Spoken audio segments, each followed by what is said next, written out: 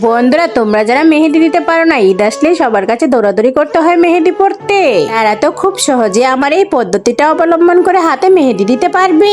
বাটা মেহেদি হাতের মধ্যে এরকম করে লাগিয়ে নেবে, তারপর একটা চামচ নেবে আর মাঝখান থেকে উঠিয়ে উঠিয়ে নেবে।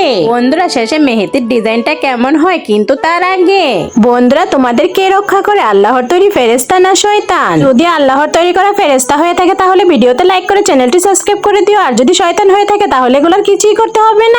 বন্ধুরা, অবশ্যই কমেন্ট বক্সে আমিন লিখে যেও।